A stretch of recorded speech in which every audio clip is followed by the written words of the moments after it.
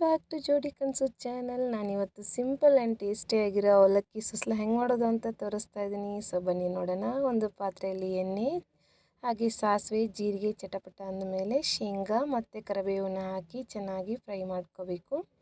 ನಂತರ ನಾನು ಇದಕ್ಕೆ ಹಸಿಮೆಣಸಿನ್ಕಾಯಿ ಹಾಕ್ತಾಯಿದ್ದೀನಿ. ನಿಮಗೆ ಖಾರಕ್ಕೆ ತಕ್ಕಂತೆ ನೋಡಿ ಹಾಕ್ಕೊಳ್ಳಿ. ಇದನ್ನು ಕೂಡ ಚೆನ್ನಾಗಿ ಮಿಕ್ಸ್ ಮಾಡಿ ನಂತರ ಇದಕ್ಕೆ ಹೆಚ್ಚಿಟ್ಟಿರೋ ಈರುಳ್ಳಿನ ಹಾಕ್ಕೊಳ್ತಾ ಇದ್ದೀನಿ.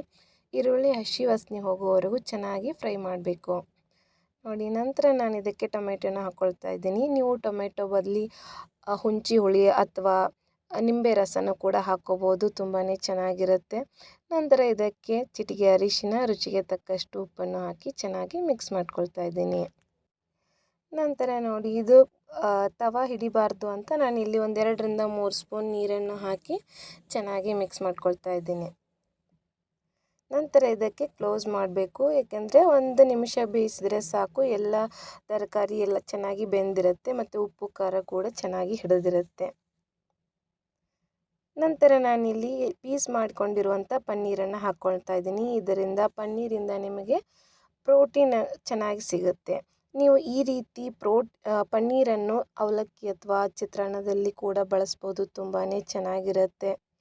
ನಂತರ 1 ನಿಮಿಷ ಆದಮೇಲೆ ಇದನ್ನು ನಾನು ತೆಗೆದು ಇನ್ನೊಂದು ಸಲ ಚೆನ್ನಾಗಿ ಮಿಕ್ಸ್ ಮಾಡ್ಕೊಳ್ತೀನಿ ನೋಡಿ. ಈ ರೀತಿ ಚೆನ್ನಾಗಿ ಮಿಕ್ಸ್ ಆದಮೇಲೆ ನಾನು ತೋಯಿಸಿಟ್ಟಿರುವಂಥ ಅವಲಕ್ಕಿನ ಹಾಕ್ಕೊಂಡು ಚೆನ್ನಾಗಿ ಮಿಕ್ಸ್ ಮಾಡಿದರೆ ಬಿಸಿ ಬಿಸಿ ಅವಲಕ್ಕಿ ರೆಡಿಯಾಗಿರುತ್ತೆ.